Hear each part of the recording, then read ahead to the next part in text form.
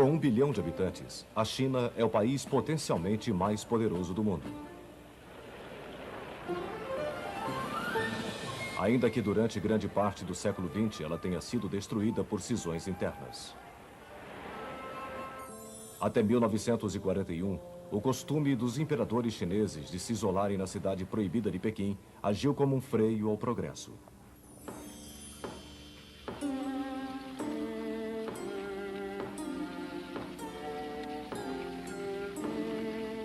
As nações ocidentais tinham estabelecimentos comerciais em Xangai e outros portos importantes. Os ocidentais levavam uma vida totalmente diferente da dos chineses. Entretanto, em 1911, Sun Yat-sen declarou o país uma república e começou a levá-lo para o século XX. Mas os generais, com seus exércitos particulares, começaram a destruir o país a despeito dos maiores esforços de Sun Yat-sen para unificar a China.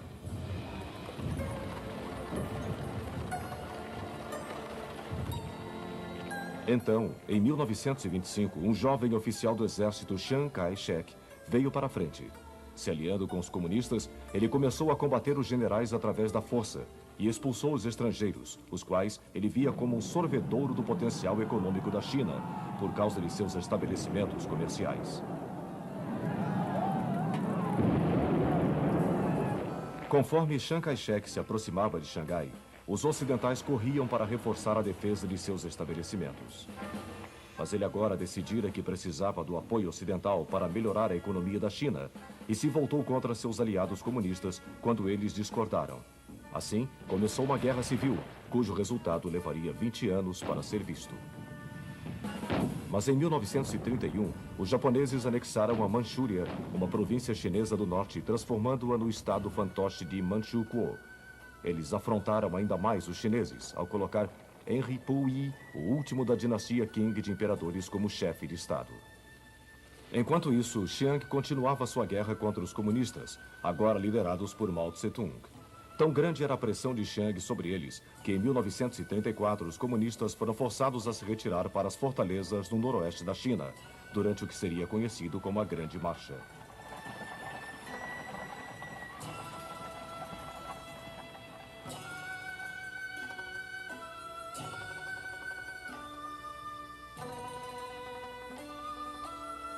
Aqui eles descansaram as armas e recobraram suas forças.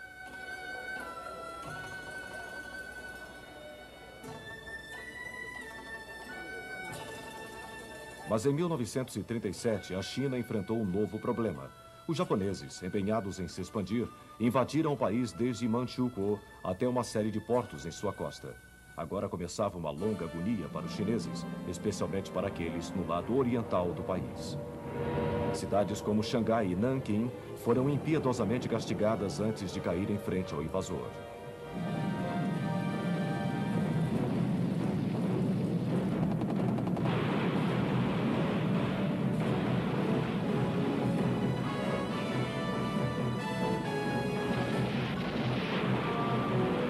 Os chineses sofreram terrivelmente sob a ocupação japonesa.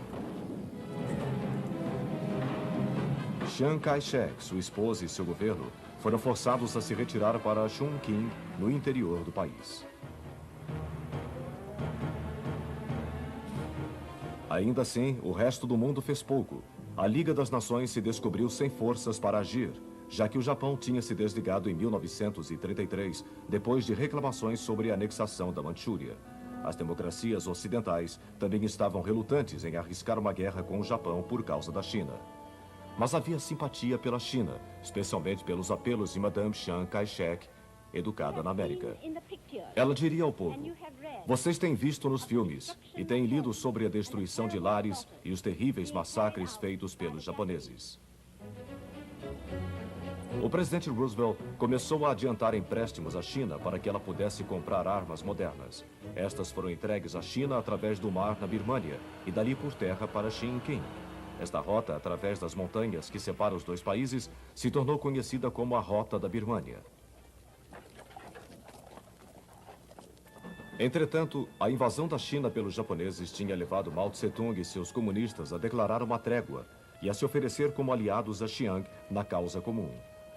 Chiang, entretanto, manteve os comunistas à distância.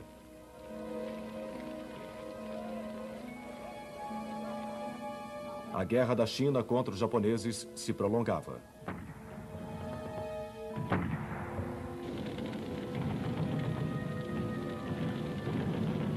Em março de 1941, o país recebeu uma ajuda quando a Lei de Empréstimos e Arrendamentos do presidente Roosevelt se tornou lei de fato, e ele foi capaz de fornecer armas diretamente para Chiang Kai-shek.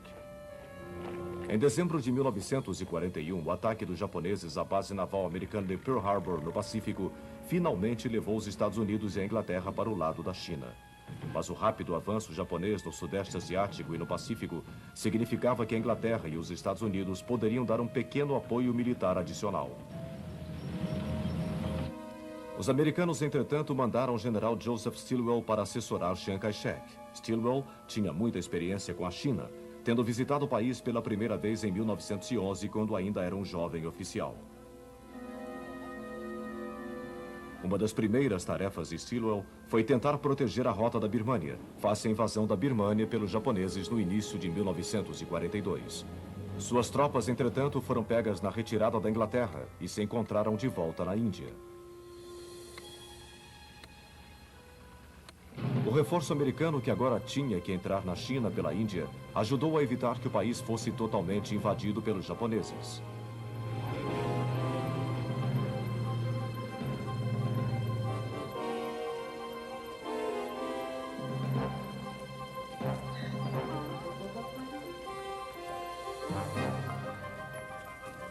Também havia um grupo de intrépidos aviadores americanos conhecidos como os Tigres Voadores de Chennault, porque seu comandante, Claire Chennault, fez tudo para manter a Força Aérea Japonesa na Bahia.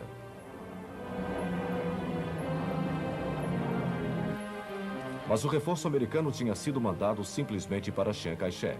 Os comunistas, que estavam travando uma guerrilha cada vez mais bem-sucedida contra os japoneses, tinham que agir sozinhos. Somente em 1944 é que a missão militar americana os visitou e ficou impressionada com o que viu. Mesmo assim, havia hesitação na América sobre o fornecimento de armas a Mao Tse-tung, especialmente em vista da destruição de Chiang por Mao. Nesse meio tempo, a última ofensiva aliada na Birmânia no período de 44-45 viu duas forças chinesas envolvidas. Aqueles que tinham fugido para a Índia em 1942 começaram a construir uma estrada que ia para o sul de Ledo, no noroeste da Índia, com o objetivo de se ligar com uma outra força que avançava pela rota da Birmânia. Isso fez um progresso inabalável.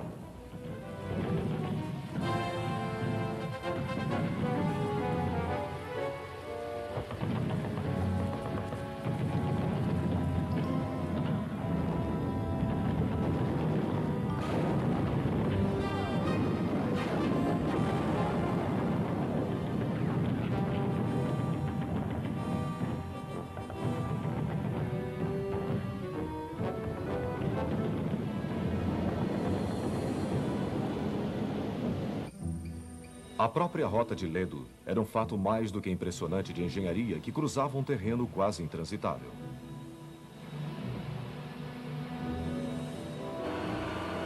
No final de janeiro de 1955, as rotas de Ledo e da Birmânia se encontraram e Chiang Kai-shek poderia mais uma vez ser abastecido por terra. A queda das bombas atômicas no Japão finalmente terminou com os 8 anos de guerra com a China, já que as forças japonesas agora tinham se rendido.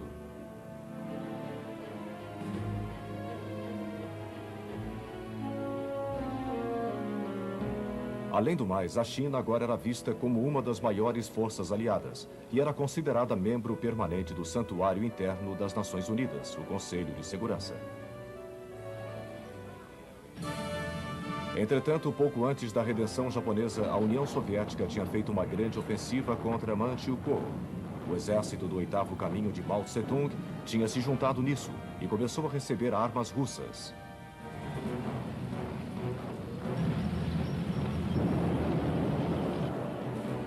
A esperança de que a China agora podia ter paz foi rapidamente destruída.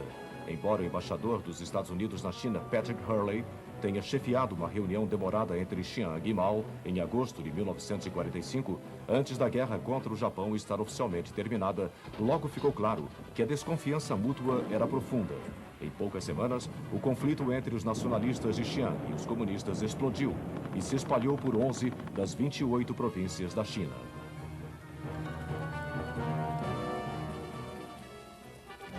Em dezembro de 1945, o general George C. Marshall, dirigente da Junta Americana de Chefes de Equipe, foi mandado para a China para tentar terminar o conflito. Seu discurso era persuadir Mao e Chiang a assumirem compromissos e formarem um governo de união nacional. A isca era a oferta de ajuda financeira maciça para recuperar os danos nos últimos 8 anos de guerra.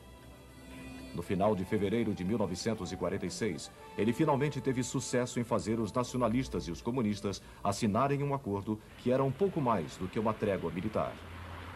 O verdadeiro problema era Manchukuo, que agora tinha voltado ao seu antigo nome, Manchúria. A trégua de Marshall permitiu que as forças de Chiang voltassem ao território, mas este ainda estava ocupado pelos russos. Eles estavam retirando tudo de valor.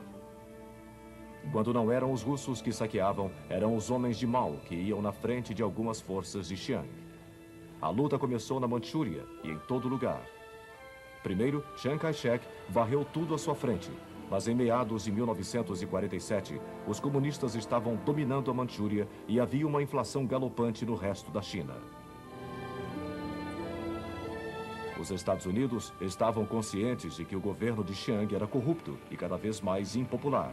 Mas receios sobre a difusão do comunismo levaram a um pacote de ajuda militar para os nacionalistas e o envio de equipes de Formosa para treinar as tropas de Chiang. Os Estados Unidos também forneceram aviões para o transporte dos soldados. Em abril de 1948, os comunistas de Mao Tse-tung começaram a marcar vitória sobre vitória. Sua tática mudaria das guerrilhas para o confronto direto com as forças nacionalistas.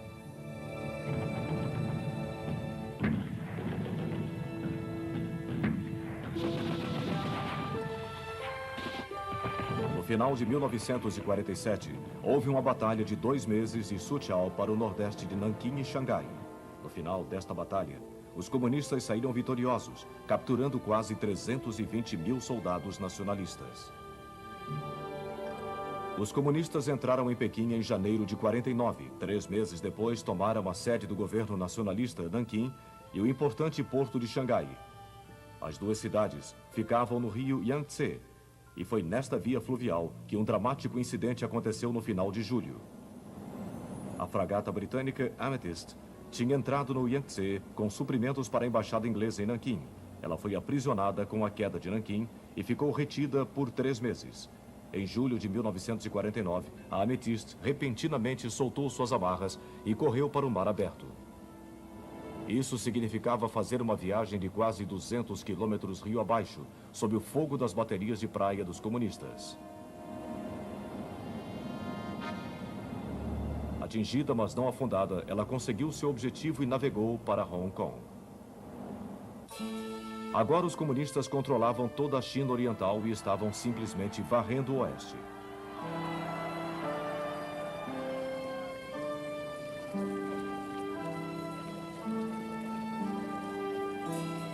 O fim veio em dezembro de 1949, quando Chiang Kai-shek e o restante de suas tropas fugiram para Formosa. Aqui, ele instituiu a República de Taiwan e jurou voltar à China e derrubar o regime comunista.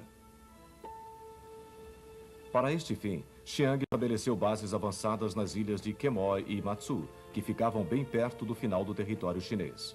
Em 1954, os comunistas começaram a bombardeá-los com a intenção de forçá-los a se render.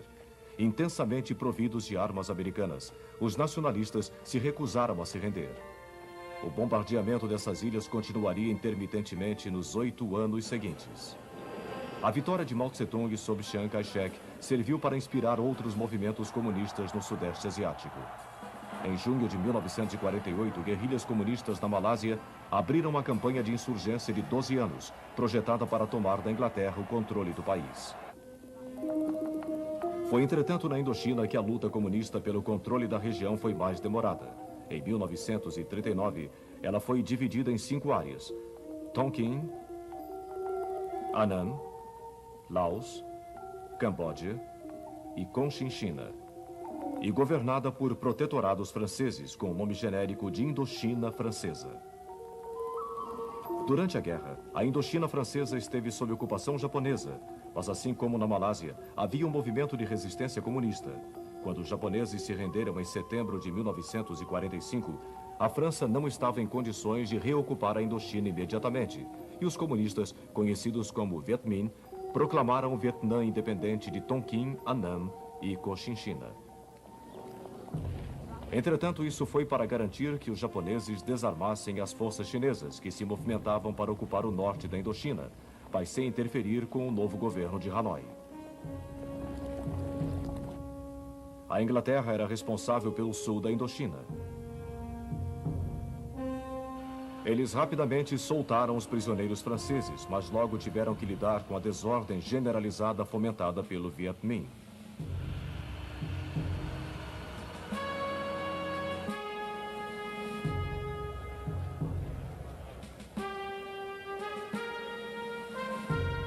A Inglaterra foi até mesmo forçada a usar as forças japonesas rendidas para estabelecer algum controle sobre Saigon, a capital da Cochinchina.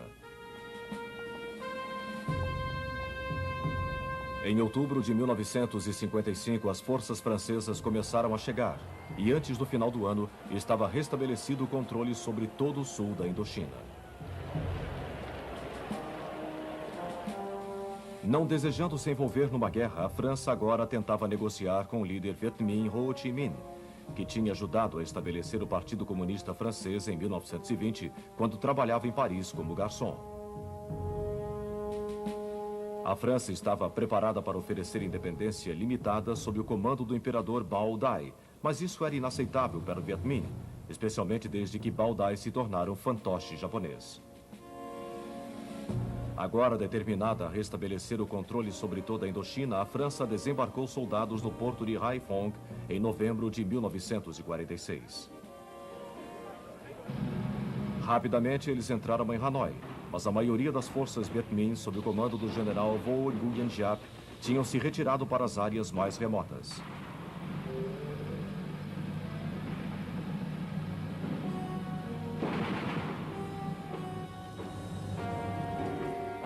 Os próprios franceses agora colocaram guarnições através das províncias do norte.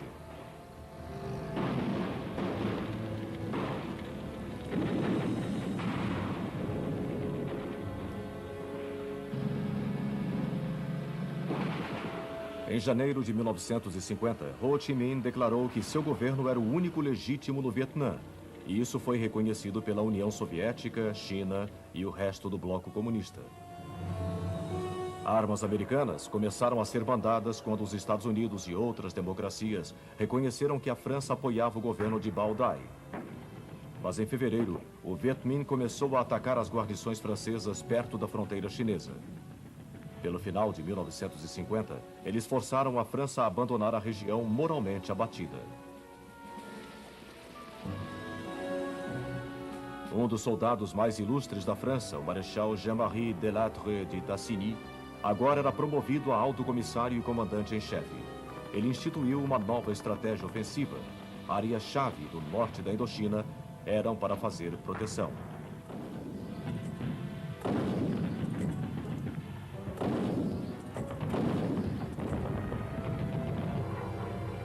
A força aérea seria usada para atacar as bases Viet Minh. Um cinturão de defesa chamado de Linha de Latre foi construído para proteger Hanoi.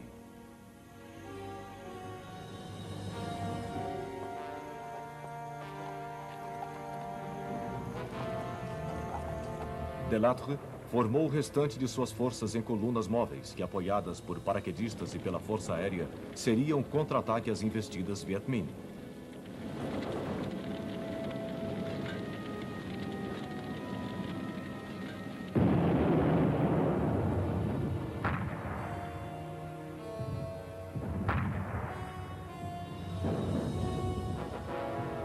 Durante a primeira parte de 1951, estas táticas vieram a ser efetivas e o Viet Minh sofreu grandes baixas. Eles então tiraram vantagem da estação das chuvas para se reagrupar. Giap reiniciou seus ataques com a chegada da estação seca. Mas em outubro de 1951, os franceses infligiram-lhe outra derrota.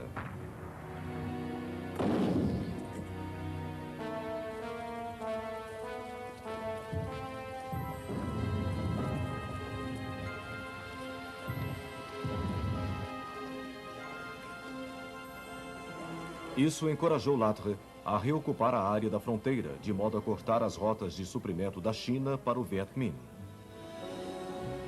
Mas isso pôs as forças francesas numa situação delicada e cada vez mais tropas foram designadas para guardar as linhas de comunicação com seus postos avançados no norte.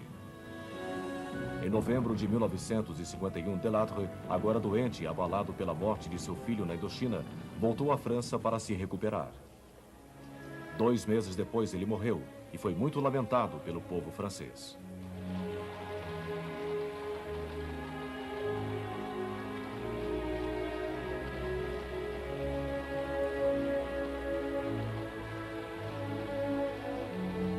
O general Raoul Salan sucedeu Latre e percebeu que o Viet Minh não poderia ser contido sem que mais forças francesas fossem mandadas. Mas o povo francês tinha uma crescente desilusão com a guerra e seu governo se recusou a mandar recrutas para a Indochina. Durante 1952 e 1953, a guerra continuou com ataques do Viet Minh e contra-ataques da França. Em abril de 1953, o Viet Minh invadiu Laos. Isto serviu para espalhar ainda mais as forças francesas. Mas, fortalecidos pelos suprimentos adicionais de armas americanas, os franceses estavam convencidos de que seu poder de fogo superior podia ainda impor uma derrota decisiva ao Viet Minh. Entretanto, era necessário uma isca para atrair o grosso das forças de Giap para campo aberto. A França acampou na vila de Bien Phu, dominando a principal via de suprimento do Viet Minh da China para o Laos. Em 20 de novembro de 53, numa operação aérea ousada, eles sitiaram e fortificaram a vila e começaram a ressuprir suas guarnições pelo ar. A França acreditava que Giap rapidamente se concentraria contra eles, mas que o terreno de selva tornaria impossível que ele trouxesse artilharia pesada para garantir sua posição. Mas eles não haviam contado com a engenhosidade e a dedicação do Viet Minh, que literalmente abriu uma nova rota de suprimento através da selva e trouxe da China artilharia antiaérea e outras armas. Dien Bien Phu agora consistia em um número de pontos fortes, mas ao final de março de 1955, o Viet Minh havia passado por muitos deles. A aeronáutica francesa ajudou a defender os pontos fortes remanescentes. Mesmo assim, o Viet Minh continuava a manter sua pressão.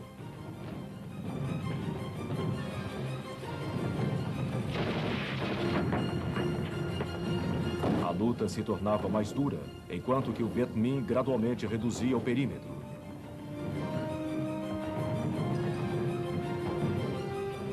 As baixas do Viet Minh estavam altas, e isso encorajava os franceses a trazer mais reforços. Infelizmente, muitos deles pousaram em terreno Viet Minh. A estação das chuvas começou a restringir o ressuprimento aéreo.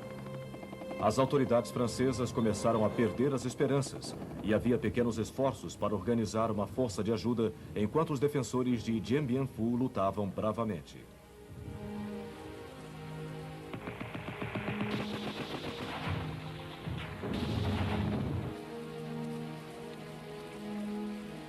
Em 1º de maio, o Viet Minh lançou seu ataque final contra Dien Bien Phu. Os defensores franceses lutaram desesperadamente, mas foram reduzidos a alguns pontos de resistência esparsos. O coronel Christian de Castries, o comandante, foi forçado a se render.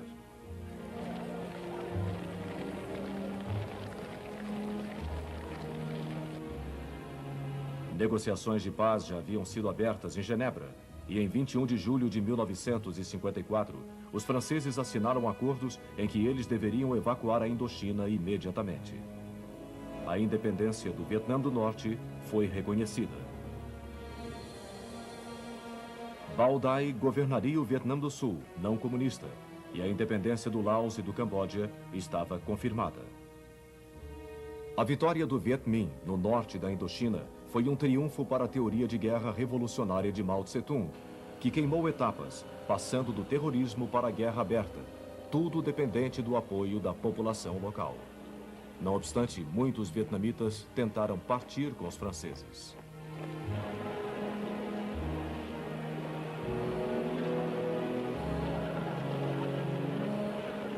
Os franceses ficaram desiludidos com a experiência na Indochina, que logo se repetiria no norte da África. Mas a Indochina também assombraria a América nos próximos 20 anos. A China de Mao Tse-tung não era apenas um exportador de revolução comunista em seus primeiros anos. Ela queria expandir fronteiras, especialmente para o sudoeste. Em outubro de 1950, tropas chinesas invadiram o leste do Tibete. Em um ano, elas haviam ocupado totalmente este país remoto e pacífico, forçando o Dalai Lama, seu líder espiritual, a se tornar um fantoche dos chineses. O ressentimento dos tibetanos era profundo, e no início de 1956 houve uma série de levantes que foram abafados pelos chineses com grande severidade.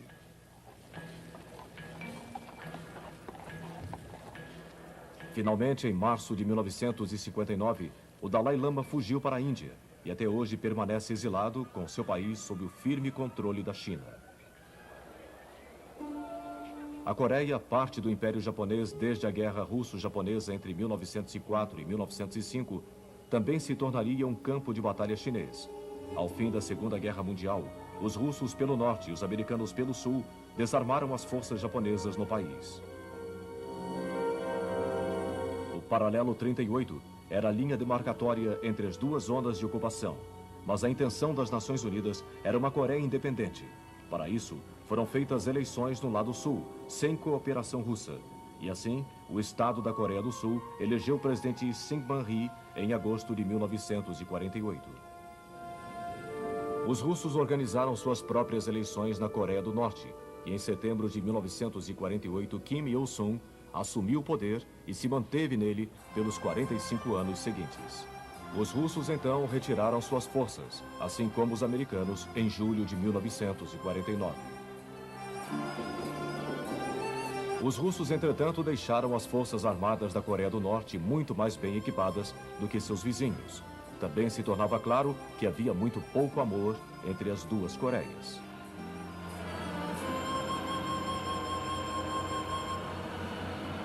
Menos de um ano depois, no domingo de 25 de julho de 1950, as tropas norte-coreanas fizeram um ataque surpresa cruzando o Paralelo 38. Eles estavam determinados a remover o que diziam ser um governo fantoche do Ocidente, da Coreia do Sul, e reunir o país num só.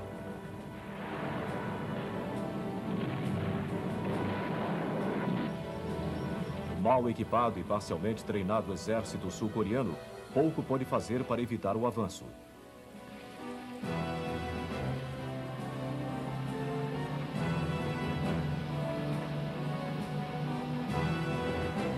Em 3 dias, Seul, a capital sul-coreana, foi tomada pelos norte-coreanos.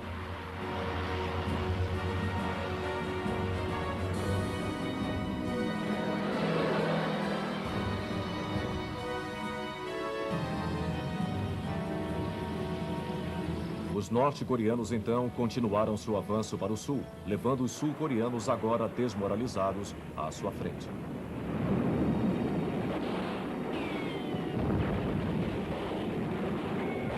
Inevitavelmente, um grande número de civis foi envolvido na luta.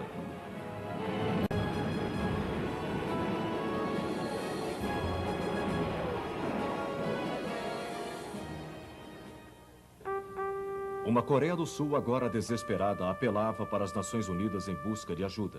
Nesta época, a União Soviética se recusava a participar das Nações Unidas por causa da presença constante do regime nacionalista chinês no Conselho de Segurança. Como os russos não estavam presentes para dar seu veto, o Conselho de Segurança da ONU convocou os Estados-membros a fornecer ajuda militar ou não à Coreia do Sul.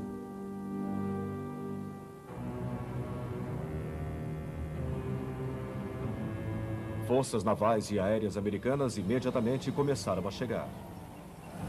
Em 1º de julho de 1950, as primeiras forças de terra das Nações Unidas, tropas americanas trazidas pelo ar, através do Japão, chegaram a Pusan, no extremo sudoeste da Coreia do Sul. Outras forças vieram pelo ar nos dias seguintes e se moveram para o norte, para tentar deter os norte-coreanos. Tropas americanas atacaram maciçamente, mas em pequeno número.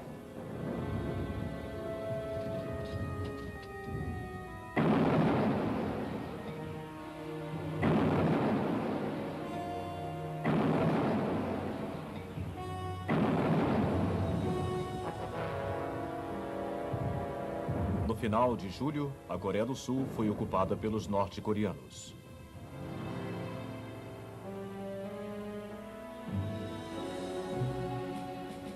O general Douglas MacArthur, que tinha liderado os aliados em sua campanha contra os japoneses no sudoeste do Pacífico, tinha sido promovido a comandante-geral das Nações Unidas. Ele organizou um reforço maciço do perímetro Pusan, como era conhecido.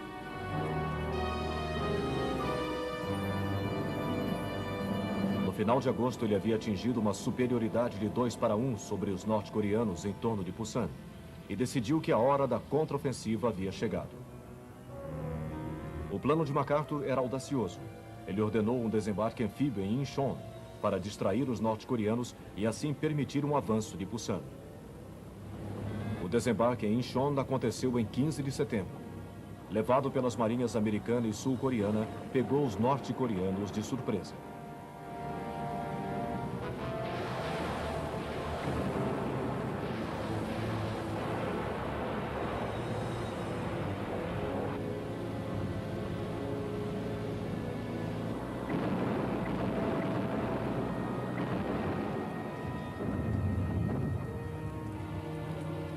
A cabeça de praia foi rapidamente garantida e o avanço por terra começou. Uma divisão de infantaria americana chegou e a força combinada avançou em direção a Seul.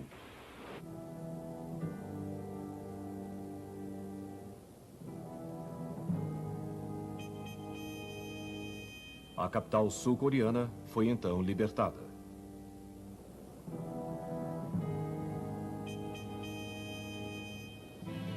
Enquanto isso, o avanço do perímetro de Pusan começava em 19 de setembro. Isto aumentou a confusão norte-coreana e em 1º de outubro, suas forças foram empurradas de volta pelo paralelo 38.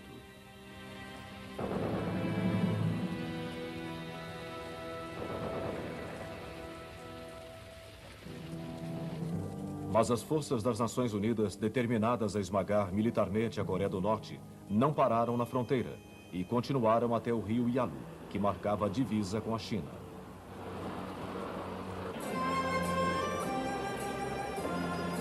Um grande número de soldados norte-coreanos foi capturado.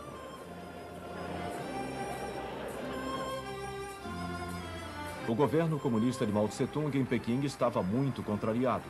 Ele havia advertido as Nações Unidas a não entrar com suas forças na Coreia do Norte. Assim, depois de um pedido da delegação norte-coreana, os chineses decidiram agir.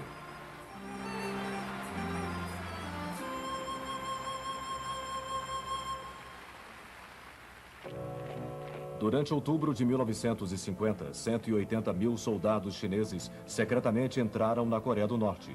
Nesta época, o forte inverno coreano havia chegado. Em 27 de novembro, os chineses fizeram um ataque repentino às forças das Nações Unidas.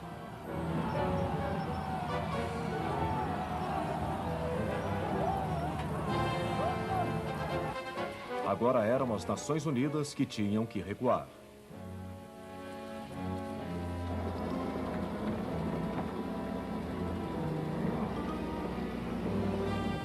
Os chineses, levemente equipados, estavam mais do que em casa, nas condições adversas do inverno. E antes do fim de dezembro, eles haviam atingido o paralelo 38.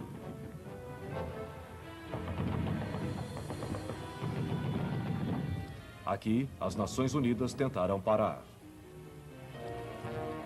Logo, as tropas das Nações Unidas foram obrigadas a voltar ainda mais para o sul. Seul caiu de novo. Mas agora, a ofensiva chinesa começava a se desequilibrar e as Nações Unidas foram capazes de contê-la. As tropas das Nações Unidas começaram o contra-ataque.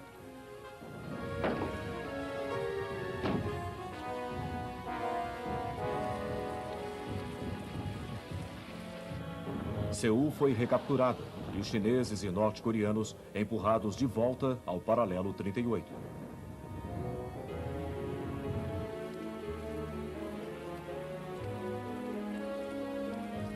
O front estava estabilizado novamente.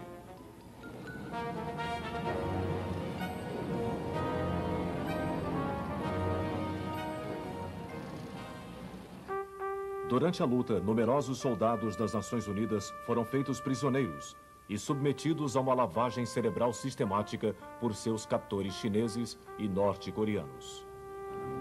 O general MacArthur, que muitos consideram o melhor soldado da América, queria atacar o santuário chinês ao norte do rio Yalu, o trampolim de suas operações. Ele estava preparado até para usar armas nucleares. O presidente Truman estava horrorizado, temendo que isto pudesse resultar num ataque soviético ao oeste da Europa e no início da Terceira Guerra Mundial. Assim, ele substituiu MacArthur. Em seu discurso, ele disse: "É com o mais profundo pesar que eu me encontro obrigado a tomar esta atitude. O general MacArthur é um dos nossos maiores comandantes militares, mas a causa da paz mundial é muito mais importante do que qualquer indivíduo. Nós não desejamos ampliar o conflito. Faremos todos os esforços para evitar este desastre." No lugar de MacArthur, entrou outro americano, o general Matthew Ridgway, que estava comandando o 8º Exército Americano na Coreia. Ao final de abril de 1951, os chineses lançaram outra ofensiva. Novamente, eles tentaram penetrar na Coreia do Sul a despeito de pesadas baixas. Mais uma vez, as forças das Nações Unidas contra-atacaram. Entre as armas estavam bombas napalm.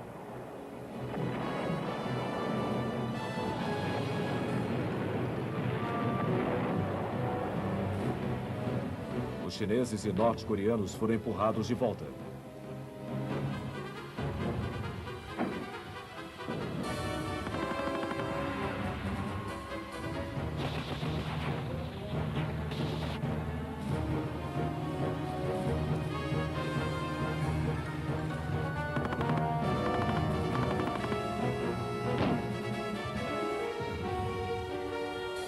Mais uma vez, as forças das Nações Unidas penetraram na Coreia do Norte e finalmente pararam em uma linha a 30 ou 40 quilômetros ao norte do paralelo 38.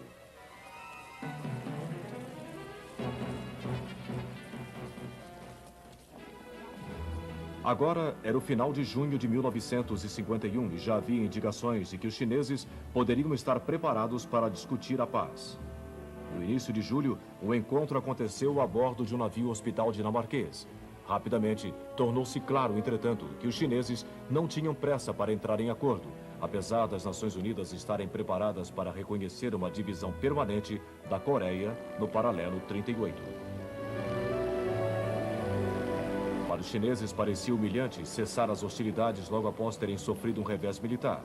Eles precisavam de tempo para reconstruir sua força, se valendo de que as Nações Unidas não queriam mandar grandes ofensivas com medo de serem acusadas de pôr em risco os esforços de paz. Assim, ambos os lados agora se resumiram a uma guerra estática, o que de muitas maneiras nos relembra o Front Oeste de 1915 e 1917. Barreiras de arame farpado, trincheiras de saco de areia e profundas valas caracterizavam as defesas. A única grande diferença da Grande Guerra era o uso extensivo de campos minados. Agora, as Nações Unidas dispunham de uma superioridade considerável em poder de fogo sobre seus oponentes. Mas os norte-coreanos e os chineses tinham muito mais homens, que se tornaram adeptos de esconder suas posições através do uso de camuflagem.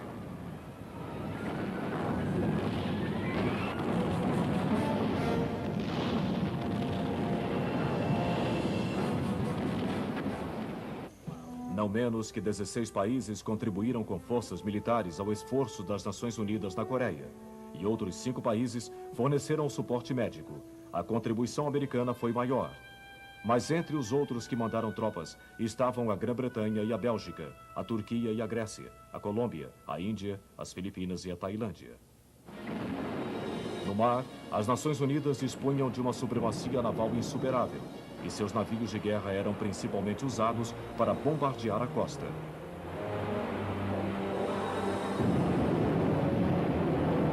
A aviação também fez ataques à Coreia do Norte.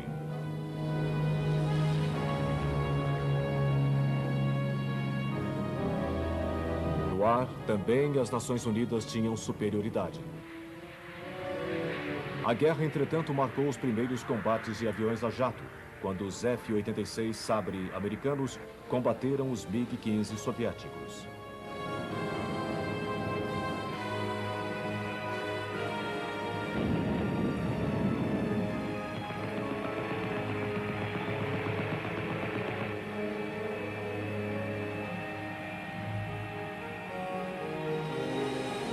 Bombardeiros aliados, incluindo os enormes B-29 que haviam jogado as bombas atômicas no Japão em 1945, atacaram as linhas de comunicação na Coreia do Norte.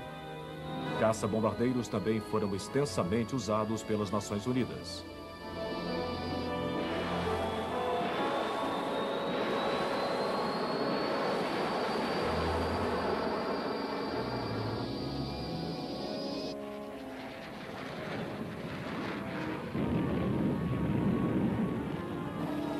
A Guerra da Coreia também viu o helicóptero entrar em ação.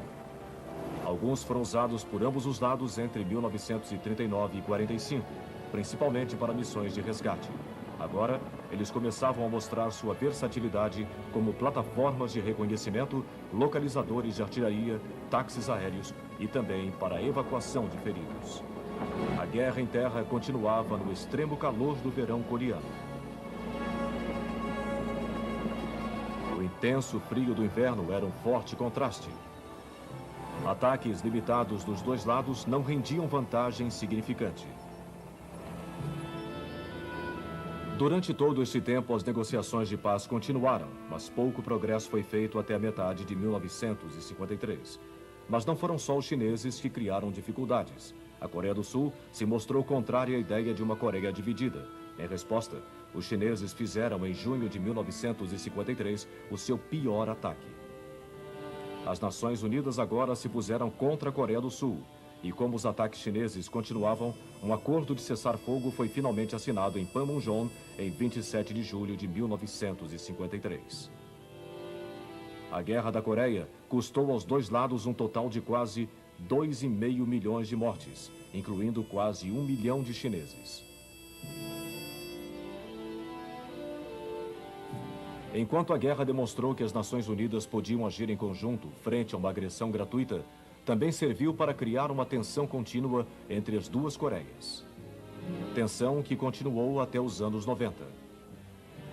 A Coreia do Norte tinha muito a agradecer pela China ter demonstrado solidariedade com o Estado comunista vizinho. Mas os chineses ainda estavam dispostos a expandir suas fronteiras.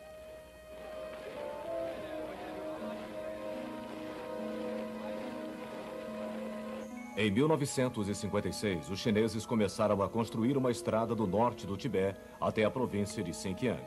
Entretanto, ela passava através de território considerado pela Índia como parte da província de Caxemira, e esta reclamou.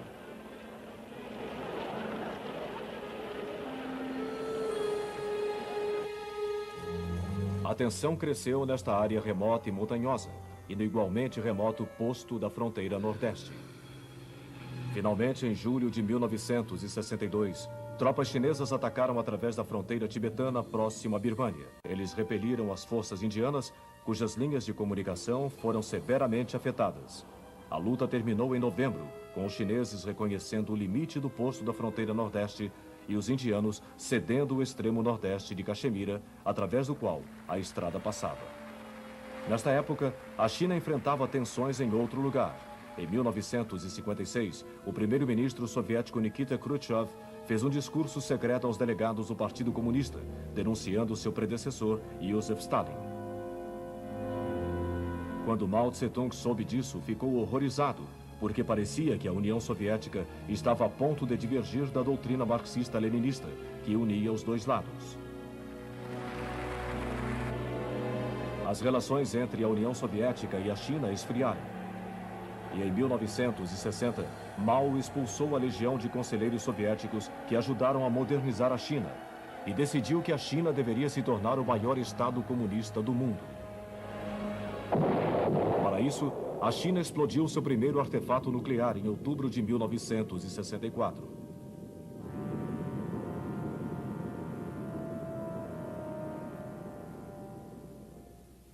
A tensão sino-soviética continuou a crescer e em 1969, embates aconteceram em sua fronteira, especialmente nos rios Amur e Ussuri, no extremo nordeste.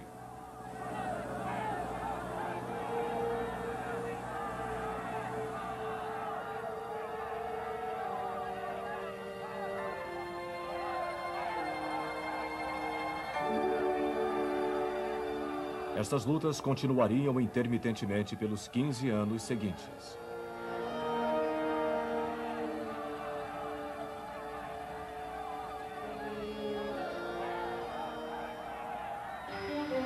Ao mesmo tempo, a China começou a fazer aberturas aos Estados Unidos, país até então visto como arqui-inimigo. Isto culminou com a visita histórica do presidente Richard Nixon à China em 1972.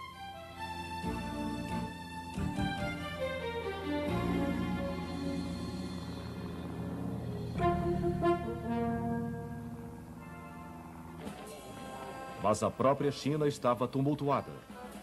Em agosto de 1966, Mao lançou o que ele chamava de Revolução Cultural. Sua linha de frente eram milhares de jovens guardas vermelhos que varreram o país brandindo seus pequenos livros vermelhos que continham o pensamento de Mao. O objetivo era purificar o pensamento ideológico e reforçar a afirmação de Mao de que o comunismo chinês era o único caminho verdadeiro. O efeito na China foi desastroso.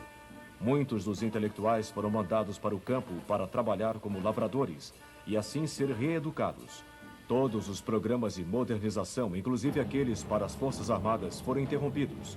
Os eventuais frutos disso foram colhidos em fevereiro de 1979, quando os soldados chineses encontraram em uma batalha os vietnamitas bem treinados.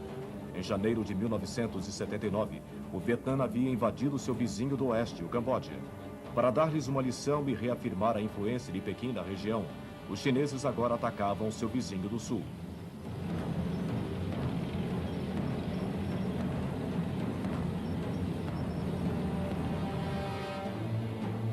A vantagem numérica dos chineses sobre os vietnamitas era de 4 para 1. Logo, os vietnamitas interromperam seus ataques. Temendo que a guerra pudesse progredir, os chineses rapidamente recuaram, assim como os vietnamitas. O dano trazido pela Revolução Cultural era fácil de se ver.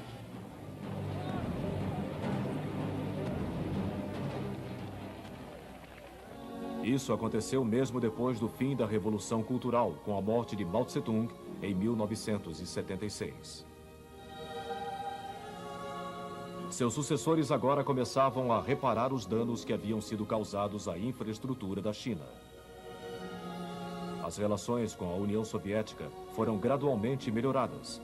Ligações econômicas e culturais com o Ocidente foram reforçadas. Isto se refletia no maciço afluxo de turistas.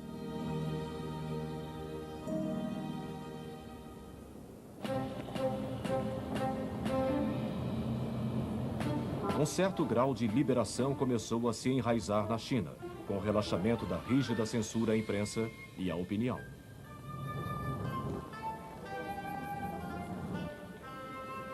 Até mesmo sementes de capitalismo foram plantadas.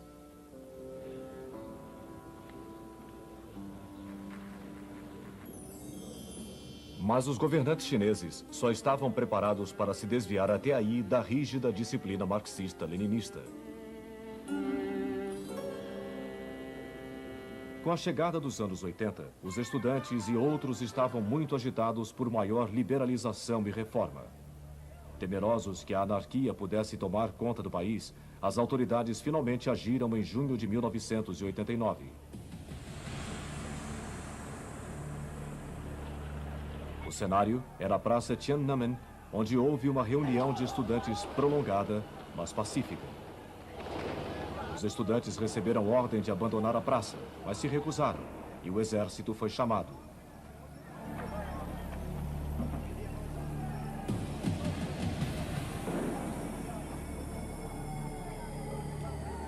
A violência logo aconteceu, e os feridos aumentavam.